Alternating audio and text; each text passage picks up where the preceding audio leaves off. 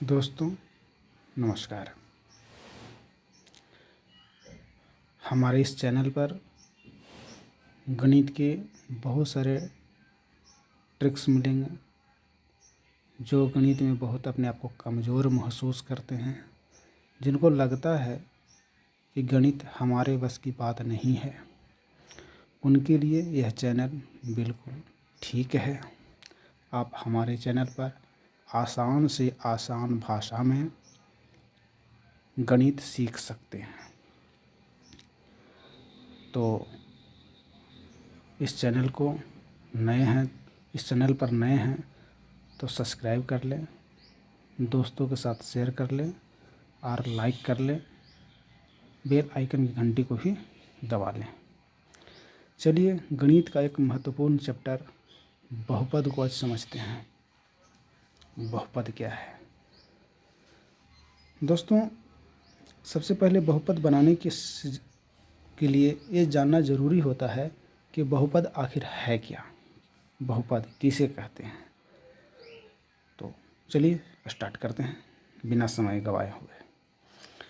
देखिए पहले से हम तैयार करके रखे हैं ताकि समझाने में ज़्यादा दिक्कत न हो। सबसे पहले बात करते हैं कि बहुपद क्या है। दरअसल बहुपद दो मूल शब्दों से मिलकर बना हुआ है। एक शब्द है बहु और दूसरा शब्द है पद। यानी बहुपद बहु और पद दो शब्दों से मिलकर बना हुआ है। बहु का शाब्दिक अर्थ होता है एक या एक से अधिक, एक या एक से अधिक, और पद यानी कहने का मतलब है एक या एक से अधिक पद को बहुपद कहेंगे। चलिए और समझते हैं इसको विस्तार से। पद किसे कहते हैं? तो पद क्या है? अचर संख्या तथा चर संख्या के गुणनफल को कहते हैं। अचर संख्या तथा चर संख्या के गुणनफल को बहुपद कहते हैं। अब अचर संख्या क्या है? पिछले कक्षा में पढ़े भी होंगे। चलिए उदाहरण के तौर पर देख सकते हैं। अचर संख्या क्या है? वैसी संख्या है जिसका मान निश्चित होता है, उसे अचर संख्या कहते हैं। जैसे के रूप में देख सकते हैं 1, 2, 3, 4, 5 अनंत तक जा सकती है संख्याएं। ये सारे अचर संख्या कहलाती है। चर संख्या के रूप में देख सकते हैं। चर संख्या उन संख्याओं को कहते हैं जिनका मान बदलते रहता है, जैसे x, y, z। दूसरे शब्दों में कह सकते हैं अल्फ़ाबेट के जो लेटर होते हैं उन्हें चर संख्या कहेंगे। तो पद का निर्माण कैसे होगा? अचर संख्या को यदि चर संख्या के साथ गुणा कर दिया जाए तो प्राप्त गुणनफल ही क्या कहलाएगा? पद कहलाएगा। जैसे यहाँ पर देखिएगा, बताया गया है समझने के लिए। अचर संख्या से कोई एक संख्या लिए हैं, जैसे उदाहरण तौर पर लिया गया है 2, और चर संख्या से एक संख्या लिया गया है, उदाहरण के तौर पर लेते हैं y। दोनों को गुणा करते हैं और गुणा करने पर प्राप्त होता है 2y। ठीक है, ये जो 2y हुआ वो क्या हुआ? पद हुआ। फिर समझ लेते हैं। अचर संख्या से कोई संख्या लेंगे और चर संख्या से कोई संख्या लेंगे, दोनों को गुणा करेंगे तो प्राप्त गुणनफल क्या कहलाएगा? पद कहलाएगा। नीचे और उदाहरण के तौर पर समझते हैं। जैसे एक संख्या लिए अचर के रूप में क्या है? 4, और एक ऐसी संख्या है चर संख्या है। दोनों को गुणा करते हैं तो गुणनफल क्या प्राप्त होता है? 4x। ये भी एक प्रकार का क्या है? पद है। चलिए और आगे समझिए। 7 क्या है? एक अचर संख्या है, और z क्या है? एक चर संख्या है। दोनों को गुणा करते हैं तो प्राप्त गुणनफल 7z। ये एक प्रकार का क्या है? पद है। आशा कर रहे होंगे सब समझ में आ रहा होगा। तो चैनल को सब्सक्राइब भी कर दीजिएगा। चलिए इसी तरह का और वीडियो प्राप्त होते रहेंगे। आगे देखते हैं। एक संख्या है 1, एक ऐसी संख्या है अचर संख्या, और दूसरी संख्या है इधर चर संख्या। इन दोनों को गुणा करते हैं तो प्राप्त गुणनफल क्या होता है? x। ये भी एक प्रकार का पद है। जी हाँ दोस्तों, ये भी एक प्रकार का पद है। अब देखिए थोड़ा सा और धीरे धीरे थोड़ा भारी क्लिष्टता की ओर चलेंगे। 3 क्या है? अचर संख्या। x क्या है? x के पावर 0 क्या है? चर संख्या। देखिएगा पावर में कुछ भी हो उससे कोई दिक्कत नहीं है, ठीक है, लेकिन अमूमन देखा जाता है कि पावर में 2-3 चीज़ सबको समझ में आता है। जीरो वाला मामला थोड़ा सा अलग हो जाता है, इसलिए इसको लिख लिए हैं ताकि समझा सकें। अब देखिएगा 3 गुने x की पावर 0 बराबर 3, ऐसे देखा जाए तो है पद। क्यों पद है समझ लीजिएगा विस्तार से। पद होने के लिए शर्त बताया गया है, पद होने के लिए भी शर्त बताए थे कि पद होने के लिए अचर संख्या होना जरूरी है, चर संख्या होना जरूरी है और उन दोनों के बीच में गुना का संबंध होना जरूरी है। ठीक उसी प्रकार से 3 शर्त यहाँ पर मिला लीजिएगा। एक 3 हमारा अचर संख्या है, x हमारा चर संख्या है और इन दोनों के बीच में गुणा का संबंध है जो पद होने के लिए पर्याप्त है। अब बात रहेगी, दिमाग में नहीं आ रहा होगा कि x के पावर 0, फिर x कहाँ गया, x क्यों नहीं लिखे।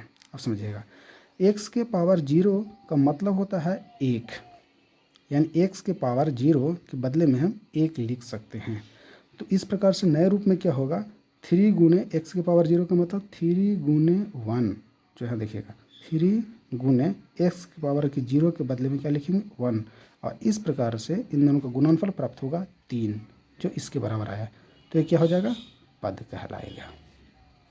आशा करते हैं समझ में आ गया होगा कि पद किसे कहा जाता है। जब पद समझ गए होंगे तो आगे बहुपद भी समझ में आ जाएगा कि बहुपद किसे कहते हैं। तो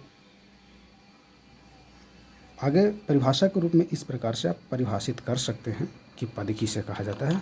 परिभाषा के रूप में इस प्रकार से लिखिएगा कि पद क्या होगा। देखिए यहाँ पर हम लिख दिए हैं पद क्या है। पद क्या होगा, अचर तथा चर संख्याओं का गुणनफल को पद कहते हैं। पद क्या कहलाएगा, फिर से मिला लीजिएगा, पद अचर तथा चर संख्याओं का गुणनफल को क्या कहेंगे, पद कहेंगे।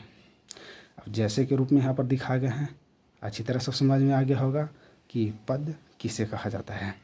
अब देखिएगा यहाँ पर बात किए थे कि बहुपद किसे कहते हैं, ठीक है। तो एक या एक से अधिक पद को मिलाएंगे तो क्या कहेंगे, बहुपद कहेंगे। तो परिभाषा इसी प्रकार से बन जाएगा बहुपद का। क्या बन जाएगा, बहुपद किसे कहेंगे, एक या एक से अधिक पदों को बहुपद कहते हैं। फिर से मिला लीजिएगा, बहुपद किसे कहते हैं, एक या एक से अधिक पदों को बहुपद कहते हैं। अब बहुपद कैसे बनेगा वो समझ लीजिएगा। देखिएगा यहाँ पर x अपने आप में एक पद है, y अपने आप में एक पद है। यहाँ पर 2 पद होने के कारण परिभाषा के अनुसार एक या एक से अधिक भी पद रहेगा। अधिक मतलब 2, 3, 4 जितना भी पद हो सकता है वो सारा का सारा क्या कहलाएगा, बहुपद कहलाएगा। यहाँ पर भी देख लीजिएगा आगे, 2x एक पद है, 3y भी एक पद है और दोनों को मिलने से बहुपद का निर्माण होगा।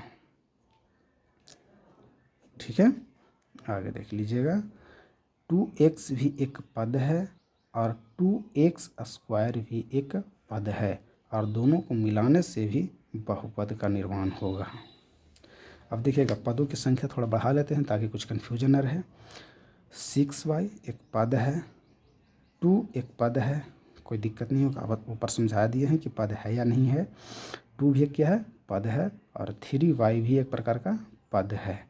तो इन सभी पदों के समूह को क्या कहेंगे, बहुपद कहेंगे, यानी ये भी एक प्रकार का बहुपद है। आगे देखिएगा, 2 भी एक पद है, 4x भी एक पद है, y भी एक पद है और तीनों पदों को जोड़ दिया गया, मिला दिया गया तो क्या बन गया, बहुपद बन गया। ठीक है, यहाँ पर देखिएगा 7x एक पद है, 2y एक पद है और 6x एक पद है। इन पदों को समूह को बहुपद कहते हैं। आशा करते हैं अब अच्छी तरह से समझ में आ गया होगा कि बहुपद क्या है। ठीक है, अगले वीडियो में बात करेंगे बहुपद कितने प्रकार के होते हैं और बहुपद से और भी संबंधित प्रश्नों को आगे की वीडियो में बताया जाएगा।